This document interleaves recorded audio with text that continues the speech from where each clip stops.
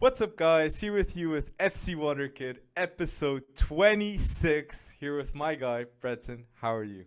I'm doing really well, but I got to ask something. Do you have Halloween in Portugal? Well, we kind of do, yeah. The American holidays here are seen as like a luxury because all Okay. the Portuguese people want to be involved in something Yeah. that comes from the U.S., from the culture, Okay. so yeah, it's a thing here. All right, because I've been getting a lot of people that I've run into here. Okay, so Americans are new to this whole footballing thing, soccer thing, getting better, right? But everybody has latched onto this show called Ted Lasso. Okay, I Mm. don't know if you've watched it yet. I don't know if some of our followers have watched it, but it's Jason Sudeikis over here and a bunch of British actors, and he takes over a club that looks like Crystal Palace. Anyway, there's a guy that looks like Roy Keane on it. His name is Roy Kent, and I am being told by everybody I have to be Roy Kent for Halloween, and I don't know what to do about it, but I need somebody to send me a Crystal Palace jersey. That's all. So That's a good announcement, but like, and Crystal Palace is a really good club to have a jersey right now, in my opinion, considering Zaha, as he's there. You have so many ballers there, yeah, so that's an interesting way of starting the pod there. hey, So, so I our first topic in this podcast is going to be about the World Cup qualifications. So a lot has happened, and I'd like to start here with a special highlight I want to do, okay. and it's to Jamal Musiala, who became the second youngest goal scorer for in Germany's history. Yeah. Okay, this for me is a huge feat, and he's already justifying all the hype between the England and the Germany pick. I love to see it, so I wanted to start it with that because that is a hell of a milestone in my Well, opinion. absolutely. I mean, to think about the rich history of obviously German football, but add into that I think the provider was what first goal was Karim Adeyemi, right, a 19-year-old, and then also you had on the pitch Florian Wirtz. Weird. So Yeah. it's like this trifecta of hope for the German Federation and whether or not they're going to return to their glory days. That's for sure. But that's one hell of a shout and one deserved shout. But I think another guy that has to get it, he's only a little bit older, and I'm sure we'll talk about him more later on. But how good was Ferran Torres, right? It, Yep. it's just unbelievable, kind of the rise he's had, and I'm only really sad to announce if people didn't know, but he obviously is going to be out for I believe a couple months, right? 2 3 months. Two Yeah, three two, months. 3 months. Metatarsal fractures, never good. Never good because there's never a guarantee it heals the proper way. It's just not fun. So, obviously, hoping for him to come back sooner. It just kind of stinks because, hey, the guy was finding his form. I mean, there's no dispute about that. And he was turning into a game changer for Spain, of all places. So that'll be interesting to see how he comes back from that. That But Spanish national team, like I'd like to start by saying, like Luis Enrique is an underrated manager, okay? Because he bet on Gavi, a 17-year-old, against that Italian midfield, yeah, okay? And a manager doesn't do that lightly, okay? That's a decision that the world is seeing, okay? So I have to say, Luis Enrique, yeah, good job. Like this next generation of Spanish talents, I wouldn't have put him at the same level as England or France, but right now with how players are developing, they might be. And this example is Ferran Torres is the perfect example. Why? Because he plays with Guardiola at Man City, yeah. and then he plays with Luis Enrique for the Spanish national team. Two styles of play that I won't say identical, but very similar indeed. So this will help his development a lot. And he was the top goal scorer in the Nations League, right? Sure. Yeah. So that itself, like, come on. But we will be talking more about Ferran Torres more ahead in the pod.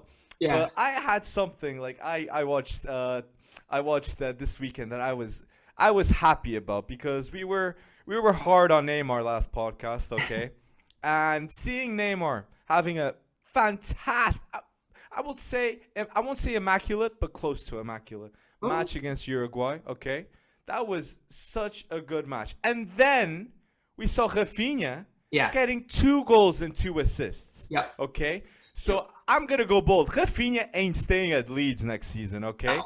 putting those performances for Brazil, that is a baller, a cold baller. Okay? Yeah, well, so I hate to pour water on your bold statement there, though, but I'm pretty sure that anyone that's seen him play for Leeds knows that he's definitely got a higher higher degree of skill with him. But yeah, the interplay between him, between Neymar and to be honest, actually Fred had a pretty damn good game against Uruguay. But man, this guy's got 2 goals, 2 assists in his first 3 caps for Rafinha. And I think you can actually, I mean, if you take stats or you take one of those scoring apps and you look at it, I think the one I looked at was SofaScore. He did have a 10.0 Neymar. So that's pretty immaculate. Is it not? 10.0? I didn't know that. I just watched the match and I was saying, like, Neymar is proving something over here. Like, I mean, it was like 8 key passes. It was chances created left and right. I mean, he was unstoppable against arguably one of the better teams in South America. So, and interesting, this all happens after all the speculation and after seeing one of the worst games he's ever had. Yeah, it's true. So this is how bipolar Neymar is right now. So I'd love if he just comes back and just plays consistently at the same level. Well, he can do that. Yeah, and we can say all we want, but as it stands, Brazil they don't need Neymar to qualify for the World Cup all the time, right? They don't need peak Neymar to qualify. And as it stands, they're I'm not going to say they're walking through qualification, but yeah, they're going to get qualified. It'd be very, very odd to not see them. But yeah, just take Rafinha for that, and you realize, like, he's direct, right? He's the type of player you want next to a Neymar. I mean, you can say Antony was sort of that as well when he got his chance, but 2 goals, 2 assists in like very little minutes of play over his first 3 caps. And then, of course, you know, he goes back, he has to get benched and can't play against Southampton over the weekend. And Leeds loses 1-0 because they're toothless and they have nothing on the attack because Rafinha is a lot of the attack.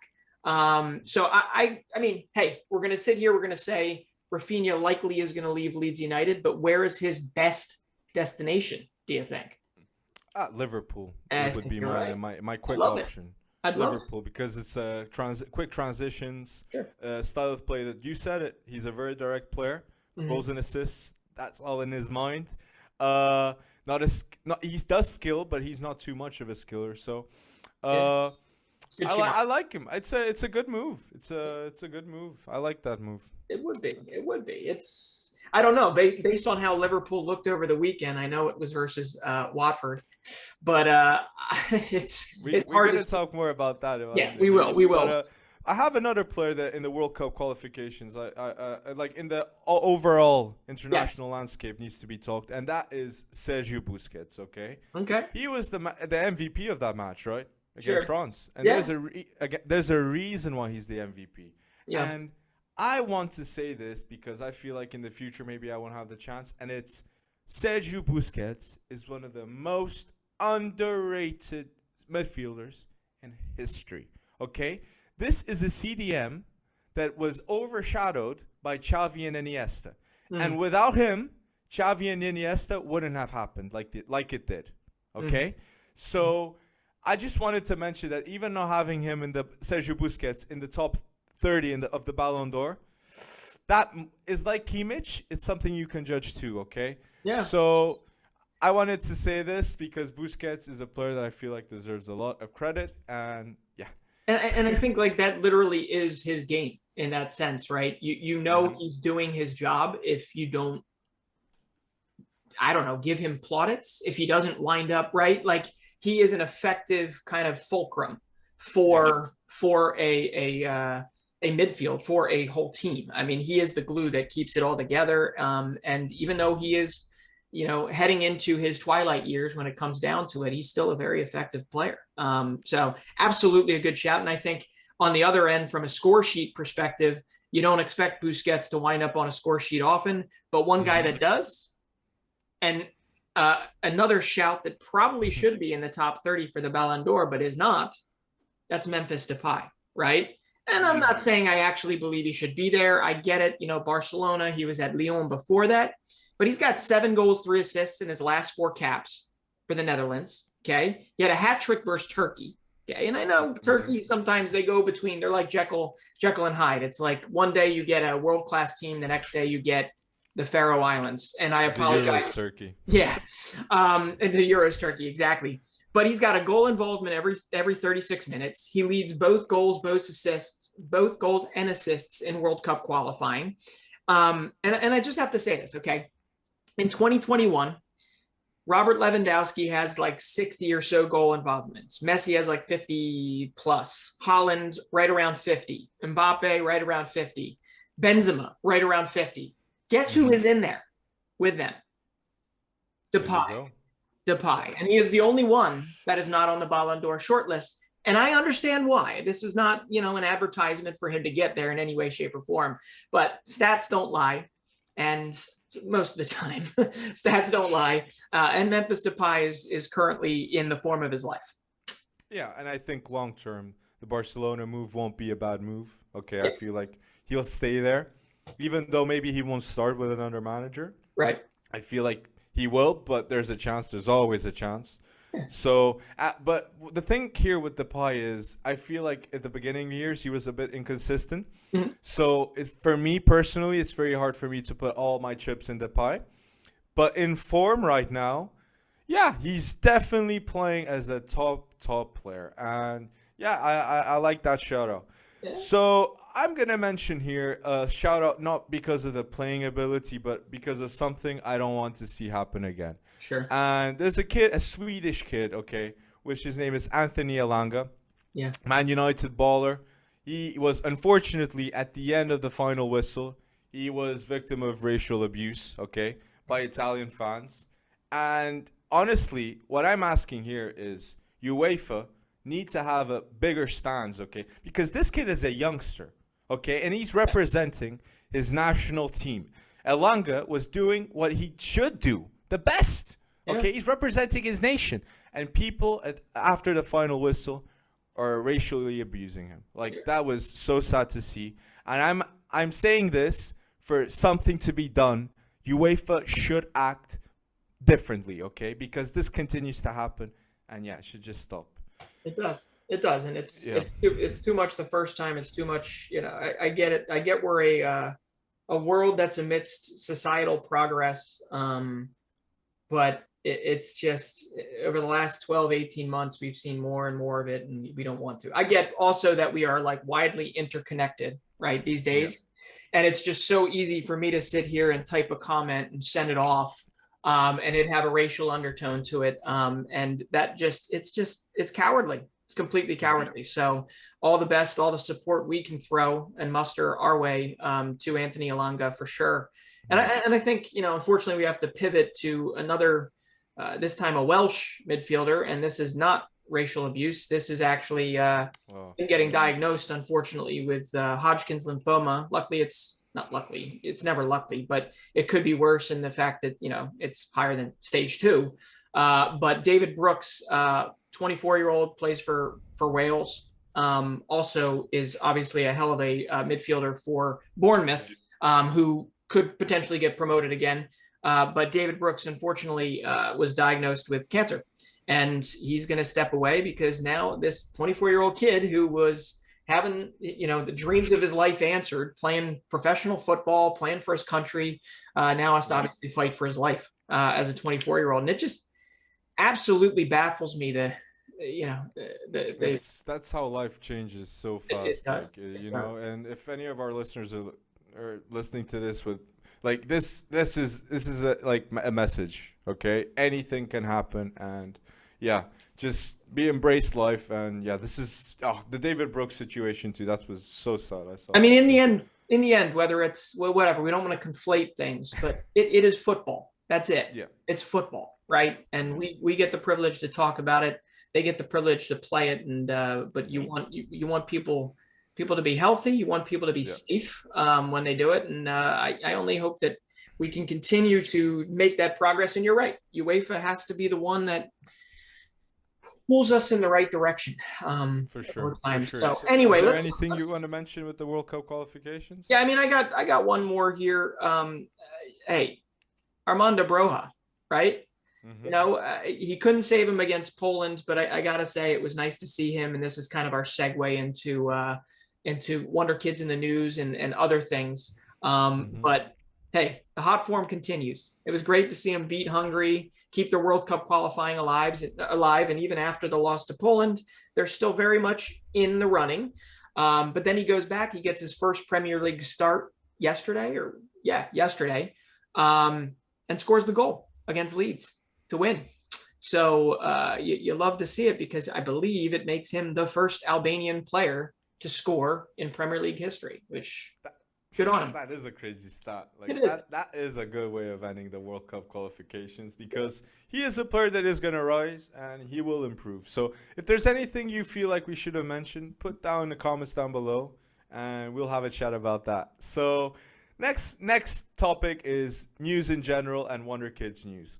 Yeah. So I'd like to start with a little confirmation. I get weekly confirmations now, as it seems, about Man United and Yali. And this is a fact now. Man United don't defend as a unit. This is the main problem, okay? Oli has been lucky by being saved by world-class attacking players, okay? He has been saved by world-class attacking players, okay? And that defense shows that there's no tactics there. They don't defend as a unit. It's shambles, okay? So seeing that Leicester match, I was thinking to myself, oh, this isn't it. This isn't it. Okay? And Ronald, he doesn't like this mood. This is not a winning mood at Man United. And it needs to change. And it will change, okay? What is it? And it does. But I feel like Zidane has come out and said, like, I don't want to coach in England. I don't know if that's one of those reverse psychology moments. And I know I get it. When we said Conte was somebody that we really would like to see take United into the next era, we did get a little backlash, and that's okay. That's understandable too. But the biggest thing that, like, the first thing that has to happen, and I get it, you have to have a replacement in tow before you do this, is they have to decide when enough is enough with Ole, right? And when is that, right? Is it like it's when they understand they won't win the title? When they see that they won't win the Premier League with Oli, bye-bye. Frosch. That's it. Like it's that. I feel like that's gonna be, and it's gonna be this season. I feel like this season we're gonna understand. Sancho, okay, was asked by Oli. Like, we were seeing even Oli speaking about Sancho, okay, last season, but he didn't sign him. Oh, it's we're working on it, something like that. You can clearly see he wanted Sancho. Sure. So a player that you wanted, 0 goals, 0 assists, doesn't seem to be working out. Yeah. What isn't clicking here? Yeah. Okay. Doesn't know how to use him. Capiche. Yeah. See, that's it. He doesn't know how to use Sancho, Oli. No. End of the discussion. And for that reason only, he's gonna leave. He's gonna leave. It's like the dog that chases squirrels all the time. He finally gets the squirrel, and then he has no clue what to do with it, right? And you texted me, like, Oli, it can be compared like Lampard, right? Yeah. Like the Lampard job that Chelsea had. Oli did develop Man United talents too.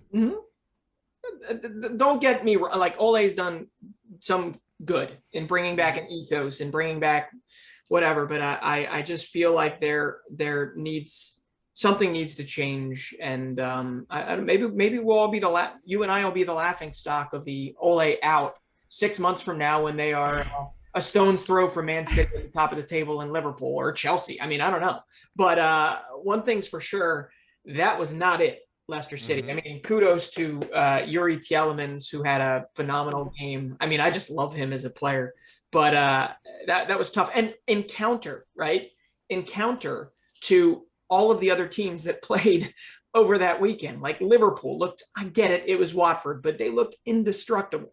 The OG3 of Sadio Mane, Mo Salah looking indestructible as he has all year so far. And I got to say, he's probably the top player in the world right now based on these last few weeks. He was in the running 2 weeks ago, and I have to say it now. And I agree with Jurgen Klopp.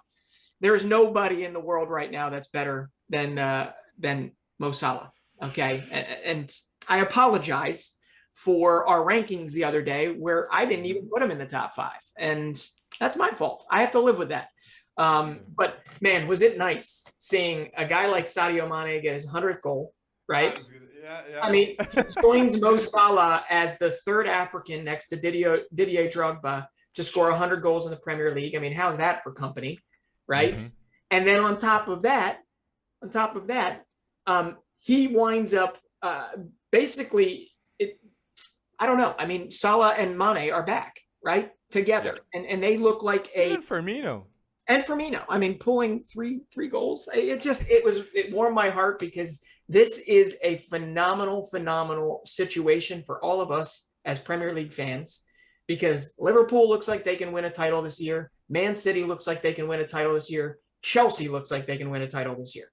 And it's going to be very close at the top, as you and I had said. And you know what? United's not out of it yet. I was going to say that, and see that you didn't even mention United. Yeah, That is it. So you said it. Sadio Mane, 100th goal. Okay, that is one hell of a stat there too. But I do feel like there's a rebuild coming there, okay? 1-2 years. Yeah. I feel like he's 29. Time is ticking now. So I feel like he wants to have his best years, and I'm glad he's back, Yeah.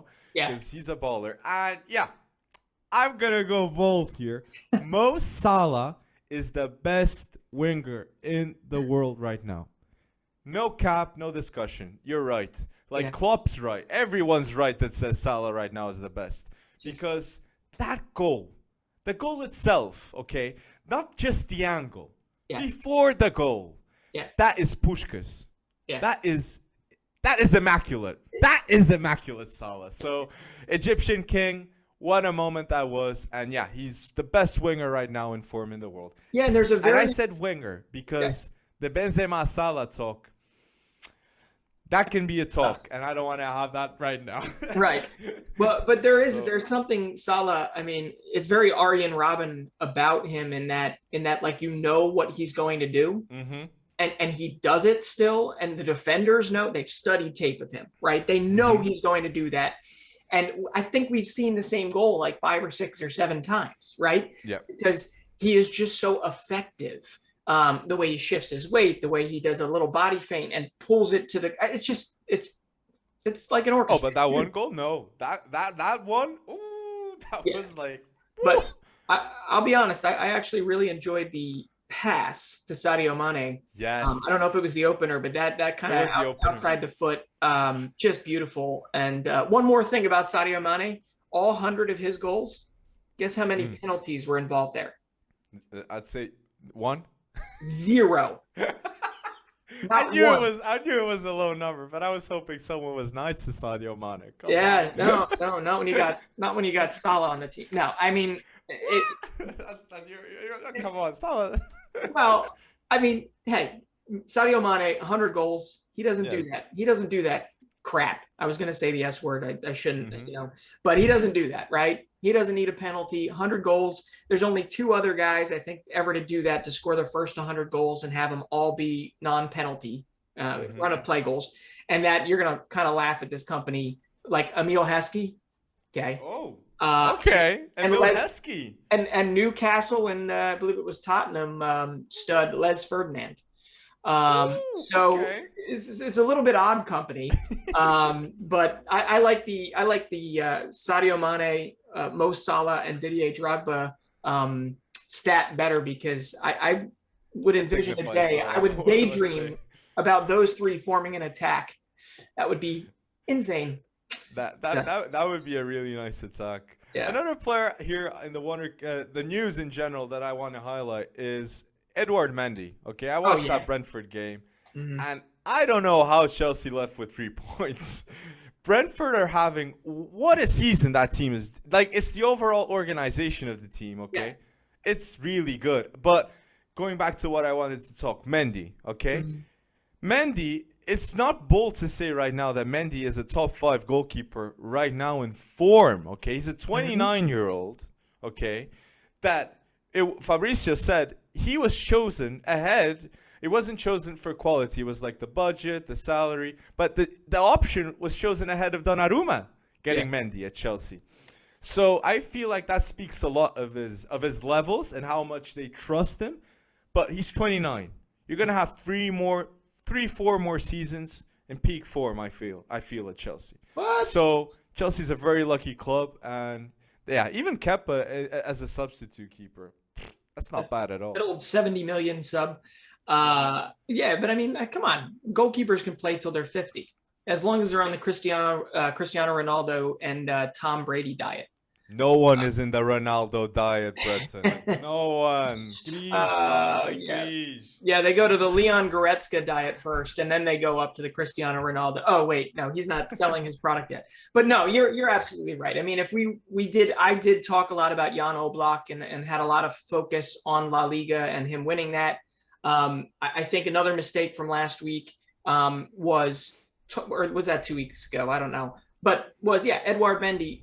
As much as we talk about Antonio Rudiger, I mean, the root of the reason why Chelsea was able to go on and win the Champions League title was because Edouard Mendy was very, very solid in net. And he's been very solid again for them this year. I'm not necessarily saying that he deserves a shout in the Ballon d'Or, but think about this. This was his back line, and they did really well. But Malang Sarr, right? Malang Sarr.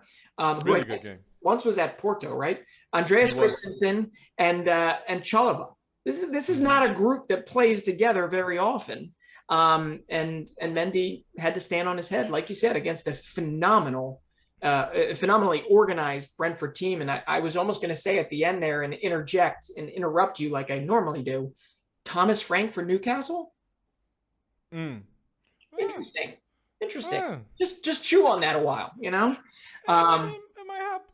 It's interesting. Interesting. I hadn't thought of that one, but it's interesting.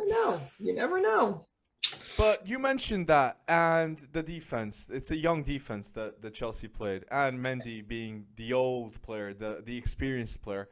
But that's what a coach like Thomas Tuchel can give you. Okay, it's the tactics there. It's the unit. It's the 3 defenders. It's Chalobah knows what he has to do. That's exactly. Everybody knows what they have to do. So, that's a good shout. And yeah, they're playing really well, and Mendy's playing really well.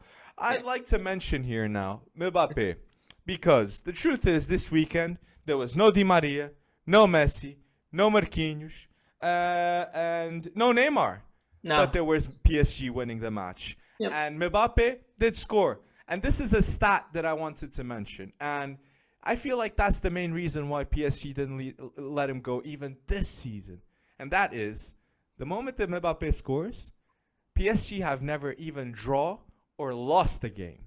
So Mbappe scores, they win the match. That is a crazy stat itself. Okay? And what does it show? Consistency. Okay? And I'm already going to predict. The fact that Mbappe is going to leave PSG next season, Neymar, the pressure to deliver goals week in, week out, it's going to get to him, okay? I feel like it's going to get to him. So in the transfer talk, we might talk here about replacements, but I wanted to highlight Mbappe because, he deserves it. Yeah, I mean, he absolutely does. And he played the role for France, too, in the Nations League. I know we mixed our World Cup qualifying and Nations League talk, but Mbappe is every time. Well, Mbappe has normalized like being world class at football the way Erling Haaland has normalized like a brace every day in the Bundesliga, right? It's almost boring. Just kidding. It's not boring. Never boring with those two. It's never boring with those two. And imagine if one day they actually play together. But how funny is it, right? Erling Haaland scores 2 goals, and we've all jumped on that bandwagon. When he had that interview and he was like, 2, it could have been 3, it could have been 4, that's almost how it feels. Like he gets his chances 95% of the time and he puts them away. And he's now got, I think, like 60 goals in 58 games. I just for Dortmund. And it's just, it's staggering. It really is. And it's so staggering. You almost can't process it, because in the same breath, you have a guy like Robert Lewandowski, who's got 15, much older, but he's got 15 goals in 11 games this year. And that's almost seen as like an underperforming start to the year for him based on last year. It's just, This is a bizarre. I don't know. And maybe we should all buy into the Bundesliga as a farmers league thing. I don't know. No, no, no, I'm, no. I I'm won't go with that. I completely won't go kidding. with that. I Completely. won't go. But I have to say though, I watched that Leverkusen match Yeah. and they disappointed me a lot. Okay, Yes. Yeah. and seeing that match, I wanted to mention another. I'm stats man today. Okay, Yes, you are. Get it. and Florian Wirtz is in a streak of having a goal and assist Yep. every single game this season at 18. At Crazy. 18. Yeah. That is I feel like that's a stat that deserves to be mentioned itself. Yeah. And I'm already seeing the news, and I did say that a couple of podcasts ago. Bayern Wirtz, like if you lose 5-1 to a team, like, and you see you have no chance in winning it, he might go to it. Okay, Right. he might go to it because we've seen that happen recurrently in the Bundesliga. Sure. So Yeah. yeah, And that's about the only silver lining you can take from that game, because Bayern just made Bayer Leverkusen look silly. I mean, Leverkusen was third in the table, and it was 5-0 at halftime. So yeah. Leverkusen's a young team. I'm sure they'll bounce back, but Mhm. it's pretty clear. Yeah.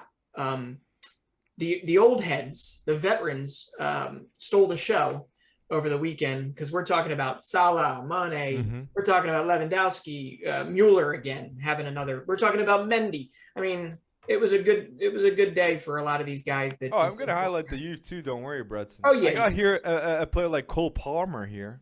Ooh, Okay. okay. He went in against Burnley for Man City. Yep. And in the same night, he had a hat trick in Yeah. the under 23s. Yeah. So, and you have a Pastandaka that finally scored in the Prem, like against Man United.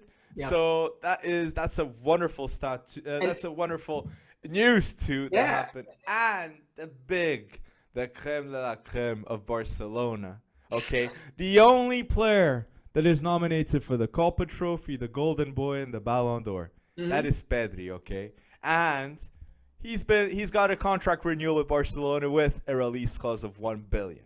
Okay. Yeah. So Barcelona are really challenging Newcastle into getting Pedri. Well, no, hold on. I took that as That's- a personal. I took that as a personal challenge. You and I are going to sell what, 15 of our houses, right? And we'll probably raise what, $1 million of that 1 billion. No, I mean that $1 billion price tag crap thing, right? That just reeks of like. That's marketing. It is. It just reeks of like, it's not desperation. It just reeks. It just reeks. It doesn't. It just doesn't come across as Did realistic. you see even Laporta said Messi in the Pedri, like in the conference, saying, "Oh, we just renewed with Messi." Oh, sorry. That's hysterical. No, I didn't see happened. that. Yeah. Well, next, I'm sure they're going to want to tie down some other pieces and maybe add a little Paul Pogba to it. But no, just kidding. I got to go back before we move on. I got to go back to that Patson Daka, because you and I really like him. We've actually had kind of interchanges on the web with him, and have been following him since he really came onto the scene at Red Bull Salzburg. Just like Armando Broja became the first Albanian player to score in the Premier League, Patson Daka became the first Zambian player to score in the Premier League.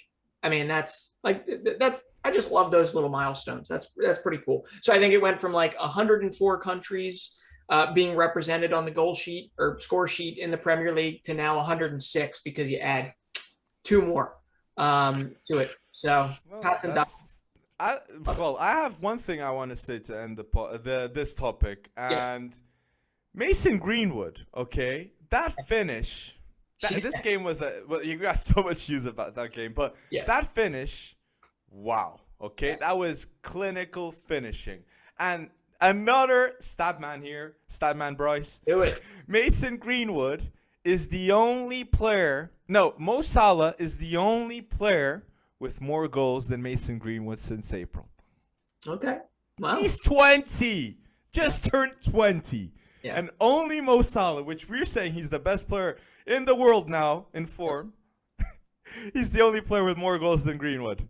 Oh, come on. Like, so this for Man United fans, this is the stat that you have to mention, people. Like, All right. Special. Statman Bryce. Statman Bryce. I got to say, though, just a couple other little shout outs here because Mason Greenwood's a good one. And he, to be honest, probably should have had 2 that game. And he's got to work on. Just kidding. Who am I to qualify to say that he has to work on? But he will improve, Breton. He will, of course, he'll improve. I have no doubt about that. And he, to be honest, he has to if United is gonna, but there were a couple other little things here and there that I just wanted to make sure we mentioned. It was nice to see Rayon Cherki get a start in a win versus Monaco. I wouldn't say he lit the field on fire, but he was very, very decent. Zlatan's back, okay, and they came back in dramatic form, 3-2. Yep, and then of course he posts a thing showing him doing something that 40-something-year-olds shouldn't be able to do. And another person that it was nice to see back was Renato Sanchez. Okay, he's back, he's playing. We'll see. I mean, I know they lost to Clermont, but it's going to renew and fuel our transfer window talk because I know we talked about Renato a lot, and then we're like, where's he been? Poor guy's been injured.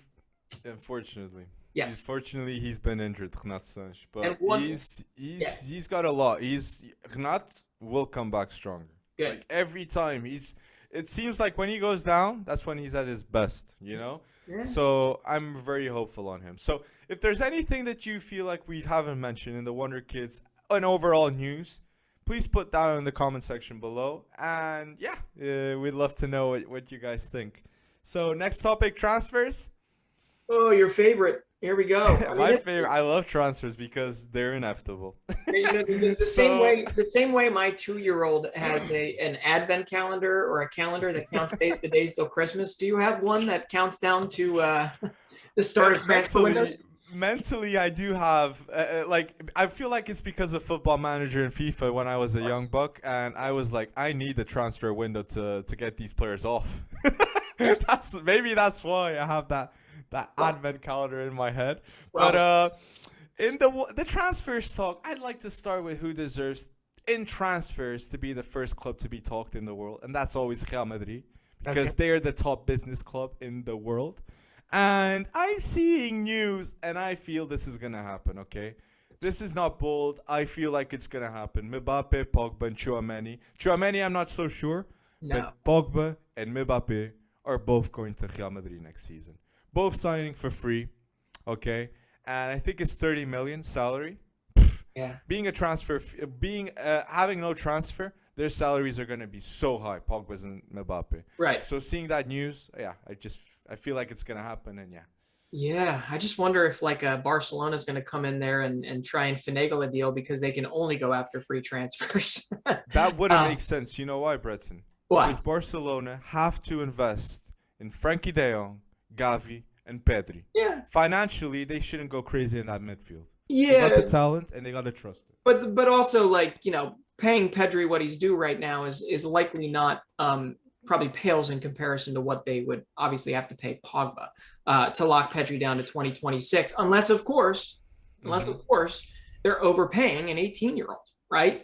And that's an issue in and of itself. No matter how good Pedri is, there's all sorts of uncertainties that come with a very, very long-term contract, right? At least from the team's perspective of actually doling out the contract.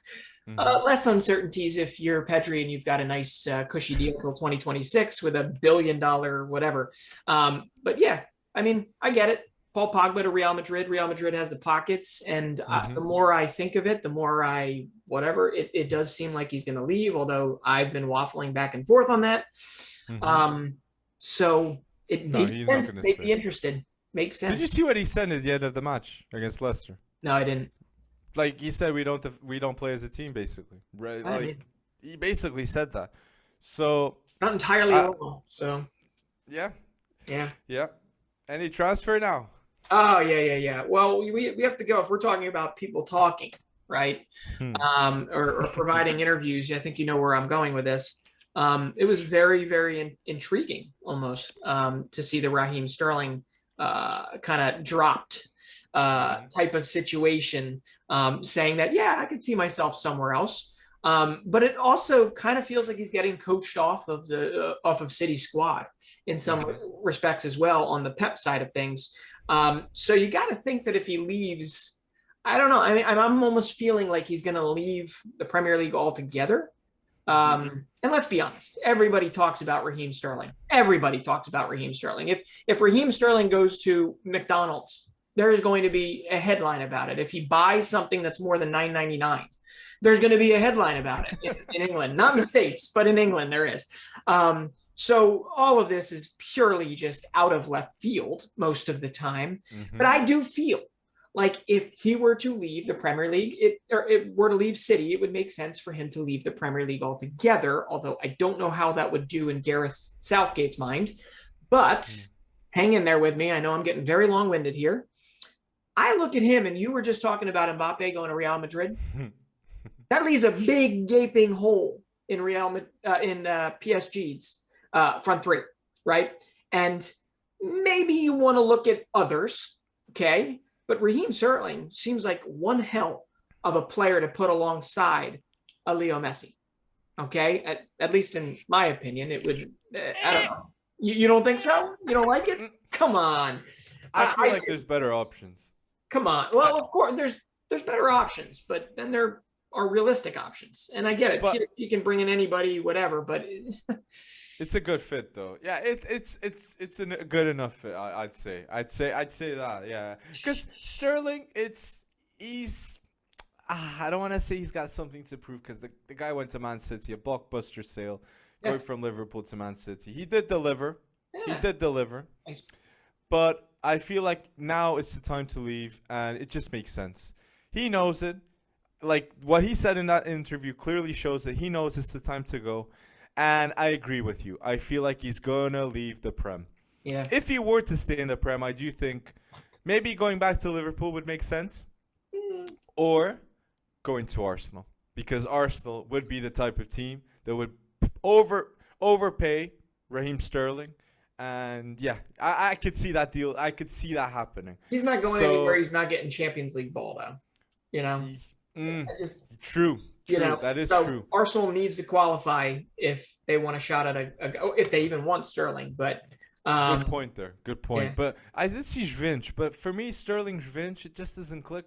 I don't. No, that's the funny thing is you were saying Tchouaméni for Real Madrid. While I could see that happening, I'm pretty sure based on all the things coming out of Italy, and I know there's always a lot of things coming out of Italy, that Juventus really want him.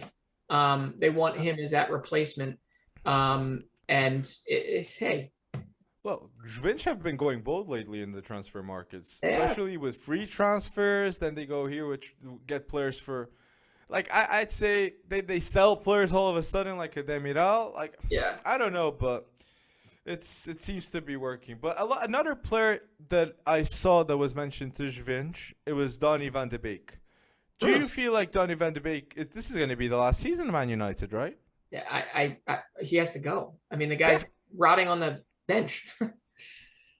So who'd you reckon? I feel like Newcastle, obviously being having the pockets full, that could be a good place to wind up. Yeah. But Barcelona? Oh. Barcelona, because before he went to Man United, everybody was mentioning that he could go to Barcelona if Donny van de Beek. Maybe Barcelona can get a bargain deal and value him up when playing at Barcelona. Yeah. Okay, next to a De Jong. Maybe we can see that Ajax rejuvenation there. It'd be nice, but I feel like Barcelona needs to get rid of people more than they need to bring somebody in. So somebody would need to go out the door before they go in. And I don't think you're going to sell Newcastle. Just kidding. I was about to make a Luke de Jong joke, and I decided against it. But I mean, the simple thing would be head back to Ajax for the time being. And that's not, I don't think, in Donny van de Beek's. I don't think that that's in his mindset. Right. Because I think he's got that chip shoulder type of approach right now where it's kind of like, I came to the Premier League to make a statement. Also came for the paycheck, but I came to make a statement, and I came to make a statement at United. And I do think that Newcastle one has legs. And if it's not Newcastle, maybe something like an Everton, because it fits there. And, you know, you can make the argument that it would be an upgrade, but we haven't seen Donny van de Beek at his best in a long time because he hasn't been given the chance. Not even time. Yeah. It's Yeah. not even time. Not even playing time. I don't see him getting. Yeah. It's sad. But I wanted to mention something that made sense in the news that I saw, and it was the coaching job for Newcastle. And it's going to be a talk that we're going to have a lot maybe in the near future. No, not maybe. As long as we don't know who's the coach, we're going to talk about it. And because it's not going to be Steve Bruce. And 1,000 matches, like, respect. That is another achievement, another stat. Yep. Yep. So, the Newcastle boss. I saw some news that Brendan Rodgers was the pick to go to Newcastle. And boy, oh boy, do I think that's a perfect role for him. Going to that rebuild that is just starting. I feel like even getting Brendan Rodgers is better than getting a world-class manager, because a world-class manager does demand a lot of players to come. Mm-hmm. And Brendan Rodgers can play with a $100 million budget. He can play with a $50 million budget. So I like it. It makes sense. And it can be a manager who can stay 2-3 years, and then the big boys like Zidane, Contes, even Guardiola's. I don't know. Yeah, the world is your oyster. Then I think you do have to find a cast that will get you to European football, because none of these guys are going to buy into. That's why like a Chouameni makes sense for Newcastle, even though technically with AS Monaco he is. Whatever, he is playing European ball. But I like the Brendan Rodgers shout, mainly because I think there's been a realization. The deal was struck October 7th, I think, to take things over. I think there's been a realization that it's not going to be like, hey, press the FM 2022 button and sign everybody left and right. They do have a very large window, but they don't want to be overpaying, 80 million pounds for some person that they get wrong. Right? Because you do have leeway in FFP, but you also have to get those. And what were you were joking that they were like strategic or shady sponsorship deals that come in and pad your revenue so that you can continue to have a higher cap. But I think it's like 105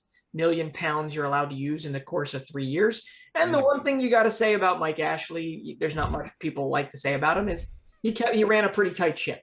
Like he actually made money for himself. A whole lot of money for himself. And in turn, the club actually pulled in like positives, right? So that actually leads to them being able to go out and have a lot of flexibility moving forward beyond just knowing that you have a bazillion dollars behind you.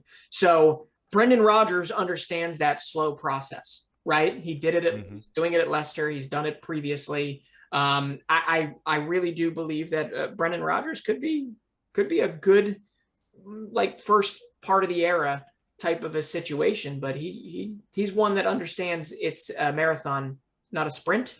But there's going to have to be a blend of both. I understand that too. It does. And even the news like that Newcastle are thinking about getting a left-footed center back first. Okay, that shows that there's intention. Okay, and there's thinking before even which should be. But Longley, did you see that? The Barcelona. Longley going to Newcastle. No, I didn't. That is a deal that makes sense. Okay. No, I did not see that. It's a deal that makes sense. He won't be playing too much at Barcelona. He's not going to be the future pick. Ronald Araújo is clearly the future pick at Barcelona, which one of the best young center backs coming up in the game. Sure. So yeah, there you go. Any last transfers mention you wanna say? No, I mean, I think we hit the ones. I think it's early stages for one person that needs to leave, and I know we talked about Barcelona a lot here, but Ricky Puig's got to move on. And I saw one that probably is steeped in absolutely no truth whatsoever, but I would love to see it happen, and that's Ricky Puig to Roma. And I just, it would make me, if that actually worked out, and it'd be like threading a needle, right? Having Ricky Puig and Mourinho actually gel and like him just throw him into it. But with how much of a leash he's given Zaniolo and some of the other young bucks there, it really could work out. And I feel like it's a what is it?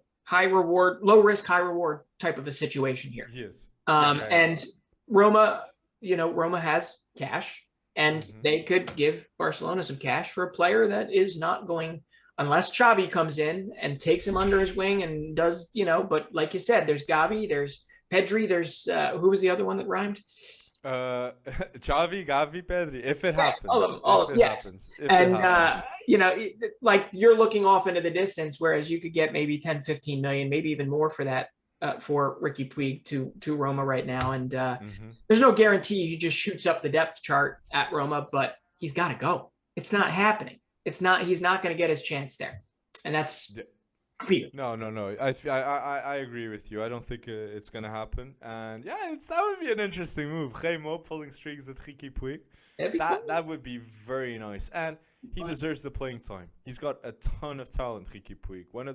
One of the best technically gifted players I've seen in La Masia in the past 5 years. And he's not that young anymore. I mean, he's still young. Well, don't get me wrong. He is young, like considering like he's played for a couple of matches for Barcelona's first team.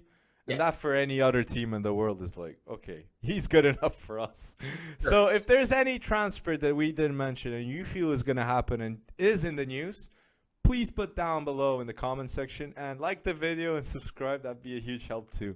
So next topic is the home run that has been going for us, and that's the start bench sell, in which we do credit who gives us the ideas. And you want to go with that, Breton?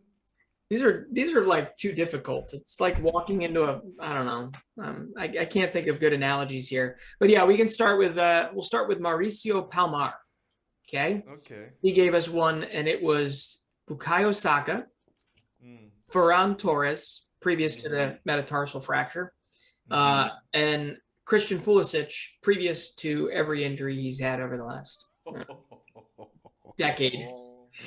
I want to hear this one. You for sure start when there's El King Pulisic. Yeah, thanks. Thank you, Mauricio. I appreciate this one. And if for some reason you all couldn't tell, I am from America, and Christian Pulisic is Captain America to a lot of us.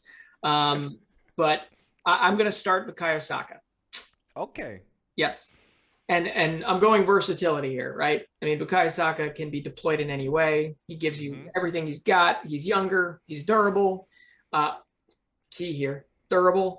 And he is capable of changing games at times. I think he needs to get even more consistent. But come on, he's leading an Arsenal team that needs a leader. I'm gonna bench Christian Pulisic.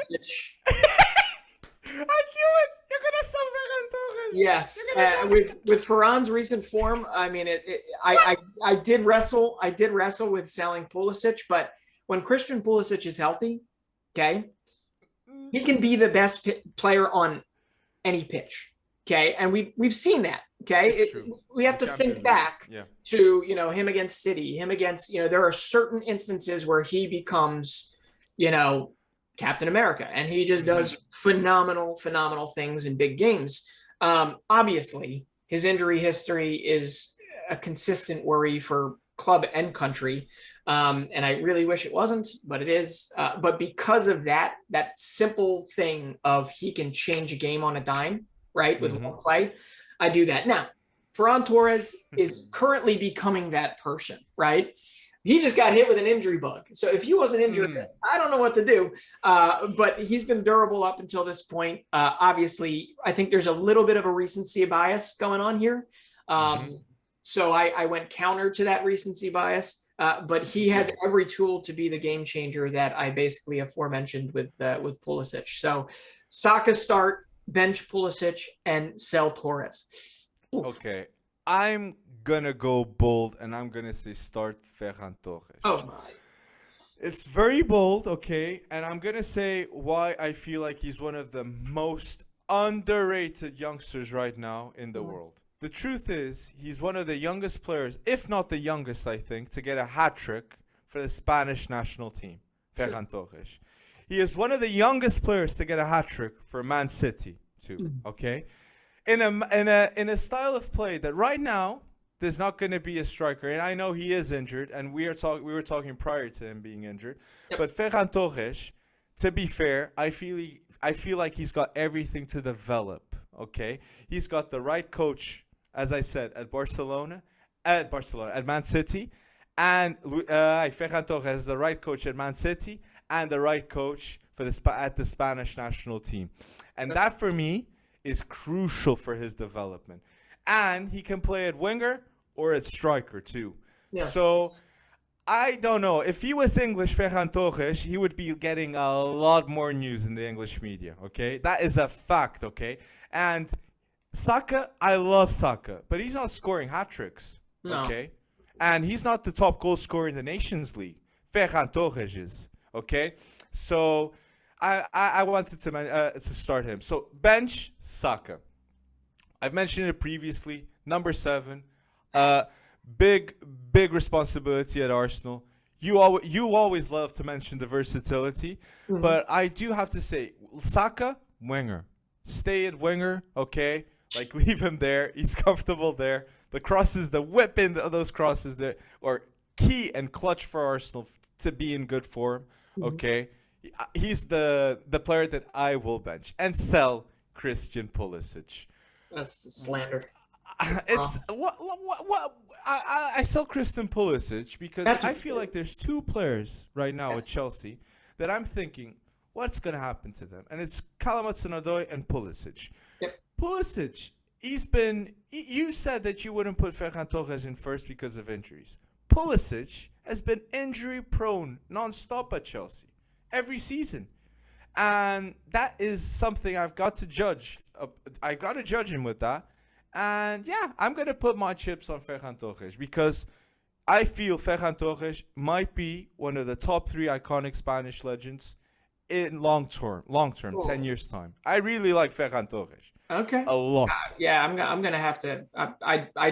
Not because he's being compared to Christian Pulisic right now, but I would respectfully disagree with him becoming one of the top 3 legends. But no, in the next 10 years, like if he wasn't at Valencia, people would have been so much more bullish on him. Trust me. Yeah. Like, just because he came from Valencia, people think he's bad. Like, I don't. Or not 20 million. They got him for 20 million. 20 million pounds. I mean, Valencia was cash strapped, so it's like what people are going to be doing probably to Barcelona in the future. But yeah, no, I didn't sell Ferran more because of his injuries, more so because it was just this injury. I sold him because of Pulisic. It has that game-changing ability that has been there. I mean, he's been there, right? He's done it. He does it for country as well. He's got a litany of firsts, and I get it. It's the U.S. versus obviously a very rich national history of Spain currently. But it's just the difference there. And yeah, just like there's recency bias on your end, there's definitely country bias on my end. So yeah. But when I pick him, it's long-term. I'm thinking a lot long-term. Okay. And Pulisic is I think he might have just turned 23. So we'll see. We'll see what happens. What is Ferran? Long-term, I put Ferran ahead of Pulisic. Right. Ferran's what? He's 21, right? 21. Yeah. 21. All right, man. Well, the next one's not much easier. Which it's got to be the last one, but it's got to be hard, right? All right. Well, you want to do the striker one, or do you want to do the midfield one? The midfield, yeah. All right, let's do the midfield one. Giovanni Deodato. Hopefully I said that right. Sorry, Giovanni. This is Nicolo Barella, Leon Goretzka, Frankie de Jong. You start. Okay, I'm going to start with the player that was... I'm going to start with Barella, Nicolo Barella. Okay. It's if you'd asked me this 1 year ago, I would go Frankie de Jong in a heartbeat. But Barella... He's managing to show me this season at Inter, that he's the real deal. Okay, in the Euros, he did show the world, but now at Inter, the fact that Lukaku left, the fact that Hakimi left, and Barella is now the focus of all attention, okay, I've got to start him. Barella is the future of Italy and the future of any team that has him, okay? So, yeah, it's going to be interesting to see if Inter even keeps him. I'm going to bench Frankie de Jong. He's a genius at number 6, but can play at number 8 too. And why I feel like he's a genius at number 6 is because Frankie, his ball conduction to the other half, to the final half of the pitch, is phenomenal. Okay. Yeah. And the fact that teams they're defending against a team with a CDM that has these movements like a cam to the end to the end half of the pitch, that is fantastic. Okay, so I gotta mention Frankie De Jong for the bench. Sell, it's the beast himself, Leon Goretzka. Okay, I saw that Leverkusen game, and Goretzka was everywhere. Like he's the gel next to Kimmich. Yeah. And a very overlooked player in football. But yeah, I've got to sell him because those two, Barella and De Jong, they're too good. So start Barella, sell Frankie De Jong, bench Frankie De Jong, and sell Leon Goretzka in my list. I mean, I'm not really going to change much there. I'm going to start Barella as well. And I do believe he is going to get his Inter extension. I mean, they're very confident in extending both Barella and Lautaro Martinez, which would be huge. Yeah, and Bastoni would be huge, even though their defense is kind of in Serie A this year. But they'll find their way back. But yeah, come on, two-way midfielder. I mean, he was amazing for Italy. They won the Scudetto last year. Most of his impact was not really on the score sheet, but like he's just progressive, right? That's kind of the best way, that dynamic, progressive. He's just always pushing forward, right? And he can win tackles. He can kind of do it all. Similar skill set in some respects to FDJ. But I'm going to bench Leon Goretzka. I don't know. I'm going to sell them both. I don't know. Leon Goretzka, I just think that the transformation he's had, I know he's older than Barella, he's older than De Jong, but the transformation he's had and what he's done to become that key cog for Bayern Munich, I mean, that in and of itself is just so damn impressive. And I really don't think he gets enough credit for it. Or maybe he's starting to. People are starting to see it. So I think if you see these young guys come through for the German national team, Goretzka is going to be right in the middle of it, right? And if they've challenged for a World Cup title in 2022, 2026, he's going to be a massive, massive part of that midfield, okay? So maybe I was looking a little too far off with that. And also, but it is true. Yeah, it is true. It's just from the sell perspective, I think a lot of that, this is where my recency bias comes in, is that, De Jong hasn't, I don't know. He hasn't had that transformational impact that a Goretzka has had, right? And in a Barcelona, and maybe it's because Barcelona didn't need one before Messi left. So I'm more like, if we revisit this in 3 months and De Jong's got everybody's ear and he's becoming a leader and he's, continuing to be world-class every day, as he seems to be doing all the time, maybe I change my tune here. But as of right now, this is more so, I guess, a testament to the turmoil that Barcelona seems to be in. Not even the world-class nature of FDJ can get him through. So yeah, that is true. Goretzka was a Wonderkid, I think, at Schalke, right? When he was a young buck. So Rakitic, Goretzka, and he did develop a lot in the late stages of his career. That's a very good mention there. So if there's any start bench sell that you guys want to see, please put down in the comment section below and make it difficult. Make it difficult for us.